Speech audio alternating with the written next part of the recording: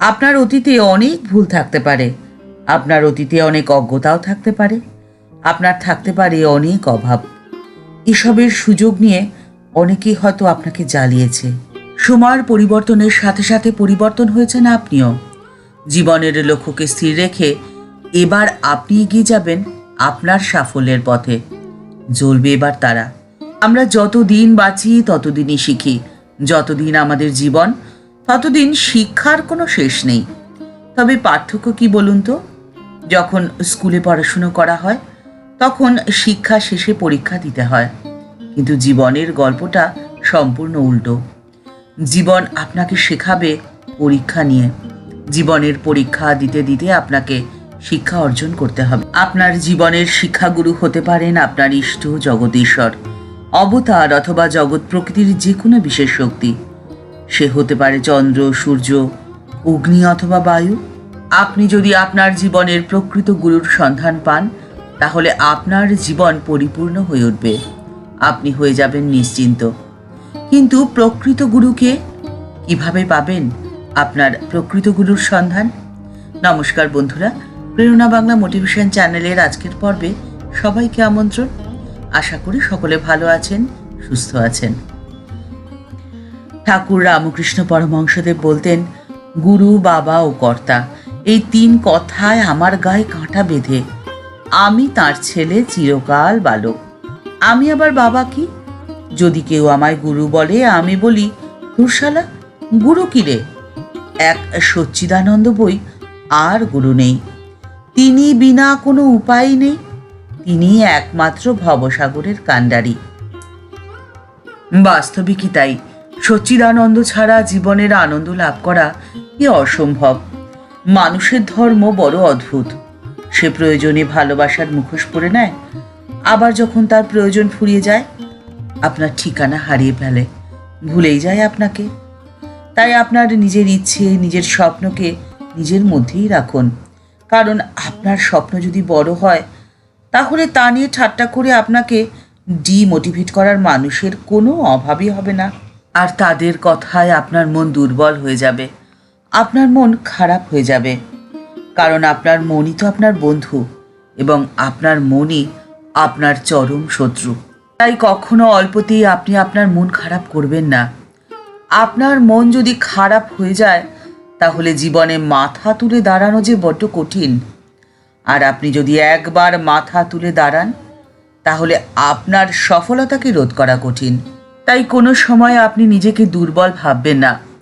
আপনার কাছে টাকা থাকুক আর নাই থাকুক, একটা কথা মনে রাখবেন, অর্থ আপনার পকেটের মূল্য হয়তো বাড়াতে পারে, কিন্তু নিঃস্বার্থ ভাবনা, নিঃস্বার্থ সেবা আপনার জীবনের মূল্য বহু বহু গুণ বাড়িয়ে দেবে। ঠাকুর শ্রী রামকৃষ্ণ পরমহংসদেব একদিন মাঠের ওপর দিয়ে যেতে যেতে দেখলেন, ঢাক ঢোল বাজিয়ে চলা বরযাত্রীর মাঝে লক্ষ্যে স্থির এক ব্যাধকে। তিনি দেখলেন ছিপ হাতে মাছ ধরায় মনোযোগী এক ব্যক্তিকে, এবং দেখলেন মাছ মুখে করে কাকের তাড়া খাওয়া একটা চিলকে। এই তিনজনই কিন্তু নিজেদের লক্ষ্যে স্থির ছিল। পারিপার্শ্বিক অবস্থা তাদের লক্ষ্য থেকে কখনো বিচ্যুত করতে পারেনি। আপনার পারিপার্শ্বিকতা যেমনই হোক না কেন, নিজের মনের ওপর কখনোই তার প্রভাব ফেলতে দেবেন না। নিজের মনকে রাখবেন সবসময় স্বচ্ছ এবং সুন্দর। নিজেকে স্পষ্ট দেখার জন্য যেমন প্রয়োজন স্বচ্ছ আয়নার, ঠিক তেমনভাবেই জীবনের স্বচ্ছ দৃষ্টির জন্য দরকার সুন্দর একটি মনের। জীবনে সবসময় সামনের দিকে এগিয়ে যেতে হয়। আপনি কি ফেলে এসেছেন সেদিকে কখনোই তাকাবেন না, কারণ তাহলে আপনি এগিয়ে যেতে হোঁচট খাবেন। বর্তমানকে ভালোবাসুন, অতীতকে পেছনে রাখুন, আর ভবিষ্যতের স্বপ্ন দেখুন। আপনার অতীত নিয়ে তারাই কথা বলবে যারা আপনার বর্তমানকে ঈর্ষা করে। আপনার অতীত জীবন যতই অন্ধকারপূর্ণ হোক না কেন, প্রকৃত গুরুর সংস্পর্শে সেই অন্ধকার মুহূর্তে দূর হয়ে যায়। ঠাকুর শ্রী রামকৃষ্ণ পরমহংসদেব বলছেন, ঠিক কিরকম জানো? যেমন 1000 বছরের অন্ধকার ঘর আলো নিয়ে আসলে এক মুহূর্তে সমস্ত অন্ধকার পালিয়ে যায়। অনেক গিরোদা দড়ি ধরে দড়িটাকে 2-1 নাড়া দেয়, নাড়াও দেওয়া আর সমস্ত গেরো খুলে যাওয়া। আর জীবনের সমস্ত গেরো খুলে দেওয়ার জন্য আপনাকে করতে হবে একটি অত্যন্ত সরল কাজ। কাজটি সরল হলেও হয়তো এই কাজটি জীবনের সব থেকে কঠিন কাজ। সেই কাজটি কি বলুন তো? সেই কাজটি হলো সত্যকে গ্রহণ করা। যারা সাহসী হয় তারাই সত্যকে গ্রহণ করতে পারে।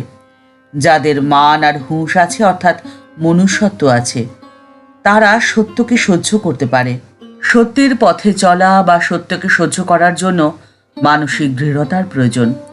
কারণ যারা সত্যের পথে চলে তাদের একাকিত্ব সহ্য করতেই হয়। কারণ সত্যের পথে চলা মানুষের সংখ্যা বড্ড কম। এই সারিতে সকলে তো যায় না। কিন্তু আপনি যদি মানসিক দৃঢ়তার সাথে সত্যকে গ্রহণ করে সত্যের পথে চলেন, তাহলে জীবনে প্রকৃত গুরুর সন্ধান নিশ্চয়ই পাবেন। গু শব্দের অর্থ অন্ধকার, আর রু শব্দের অর্থ নিরোধক, অর্থাৎ যিনি সমস্ত অন্ধকারকে দূর করে দেন, তিনিই তো গুরু। আমাদের প্রত্যেকের প্রথম গুরু কে বলুন তো? আমাদের মা। কারণ আমরা প্রত্যেকেই মাতৃ জঠরের অন্ধকারে ছিলাম, আর তার নিরোধ করলেন যিনি, তিনিই তো আমাদের প্রথম গুরু। আমাদের মা, আমাদের ধাত্রী, আমাদের ধরিত্রী। কিন্তু বর্তমান সময় জীবনের প্রকৃত সদ্গুরুর সন্ধান এত সহজে যে পাওয়া যায় না। ঠাকুর বলেছেন, গুরুকে বাহাদুরি কাঠ হতে হয়, হাবাতে কাঠ হলে চলে না। যে কাশি গেছে আর দেখেছে তার কাছেই কাশির কথা শুনতে হয়। নইলে শুধু পাণ্ডিত্য দেখে উপমা দিলে এক গোয়াল ঘোড়ার কথা জানা যাবে, কিংবা বড়জোর লাঙল ও হেলে গরুওয়ালা ভাগবত পণ্ডিতের সন্ধান মিলবে।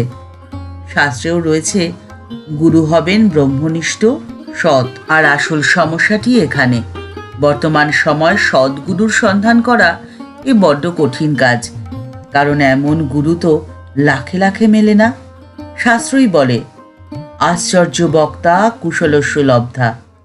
ঠাকুর শ্রীরামকৃষ্ণ বলেছেন, প্রাথমিকভাবে যাচাই করে বাজিয়ে নেওয়ার পরে তারপরে গুরুবাক্যে বিশ্বাস করা উচিত। নরেন্দ্রনাথও কিন্তু ঠাকুরের কথা একবারে মেনে নেননি। প্রত্যেকটি কথা যাচাই করে বিচার করে তারপরে তা গ্রহণ করেছিলেন। ঠাকুরের কথায় একটু সাধন করলেই গুরু বুঝিয়ে দেন এই, তখন সে নিজেই বুঝতে পারবে কোনটা সৎ আর কোনটা অসৎ। ঈশ্বরই সত্য, এই সংসারে সবই অনিত্য। এই বলে ঠাকুর এক জেলের গল্প বলেছিলেন। ঠাকুর বলেছিলেন, সে রাতে কোনো এক বাগানে মাছ চুরি করতে গিয়ে ধরা পড়ার ভয়ে খানিকটা ছাই মেখে গাছতলায় সাধু হয়ে চোখ টিপে সে বসল। এখন ন্যাসী সন্ন্যাসী জগৎগুরু, তাই লোকে ফুল ফল মিষ্টি এমনকি টাকা পয়সা পর্যন্ত দিতে লাগলো। কপট সাধনাতেই তার চৈতন্য হলো। এই গল্প থেকে আমাদের মনে হতেই পারে, জীবন আর জগৎই তো আমাদের পথ দেখাচ্ছে, তাহলে আমাদের মানুষগুরুর প্রয়োজন কি? এই প্রশ্নই করেছিলেন ঠাকুরকে মনিরামপুরের জনৈক ভক্ত। তিনি ঠাকুরকে জিজ্ঞাসা করছেন, মানুষগুরুর প্রয়োজন আদৌ আছে কি? কারণ আপনি তো বলেছেন ঈশ্বরই একমাত্র গুরু, সকলেরই মুক্তি হবে। তখন মানুষ গুরু খোঁজার প্রয়োজন কতটা? ঠাকুর উত্তরে বলছেন, অনেকের প্রয়োজন রয়েছে, নইলে গুরুর উপদেশ বিনা বাঁকা পথে মুক্তি অনেক দেরিতে হয়। কিন্তু যদি সদ্গুরুর সন্ধান না পাই, তখন কি উপায়? ঠাকুরের নিদান, গুরু না থাকেন তাকে ব্যাকুল হয়ে প্রার্থনা করো, তাহলে তিনি কেমন তিনিই জানিয়ে দেবেন। কিন্তু সচরাচর সেরকম ব্যাকুলতা তো দেখা যায় না, তাই জন্যই তো গুরুর দরকার হয়। তাই গুরু নির্বাচনে আপনাকে সতর্ক থাকতেই হবে। বর্তমান সময় সতর্কতার আরও বিশেষ প্রয়োজন এই জন্যই যে সমাজের চারদিকে বহুরূপী মানুষের বড্ড ভিড়। বহুরূপী মানুষের থেকে সব সময় সাবধানে থাকুন। যারা বেশি মিষ্টি মধুর কথা বলেন, তাদের আসল রূপ দেখলে আপনি হয়তো চমকে যাবেন। চিনি হয়তো খেতে ভালো লাগে, কিন্তু সেটা অপকারী শরীরের জন্যে। কিন্তু তিতা খেতে খারাপ, শরীরকে ভালো রাখে। যারা আপনার সামনে আপনার সমালোচনা করছে, তাদের আপনি কিছুটা ভরসা করতে হয়তো পারেন, কিন্তু অতি মিষ্টভাষী মানুষদের থেকে সব সময় সাবধান।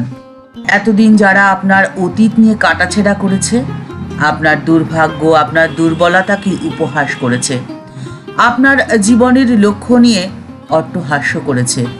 এবার তাদের জ্বলার পালা, আপনার নয়। আপনি এগিয়ে যান ঠাকুরমা ও স্বামীজির আশীর্বাদ মাথায় নিয়ে। ঠাকুরমা ও স্বামীজির চরণে প্রণাম জানিয়ে আজকের পর্ব এই পর্যন্তই। দেখা হচ্ছে পরের পর্বে। ভিডিওটি যদি ভালো লেগে থাকে তাহলে তা শেয়ার করার অনুরোধ করছি। আর এই চ্যানেলটি ভালোবেসে যারা এই পরিবারের সদস্য হয়ে গেছেন তাদের জানাই ভালোবাসা, শ্রদ্ধা ও প্রণাম। যারা এখনও এই চ্যানেলটি সাবস্ক্রাইব করেনি তাদের কাছে বিনীত অনুরোধ রইল চ্যানেলটি সাবস্ক্রাইব করে বেল বাটনটা ক্লিক করে দিয়ে অল বাটনটিতে ক্লিক করে দেওয়ার জন্যে। তাহলে এই চ্যানেলে ভিডিও আপলোড হওয়ার সাথে সাথে আপনার কাছে নোটিফিকেশান চলে যাবে। সবাই ভালো থাকবেন, সুস্থ থাকবেন। নমস্কার।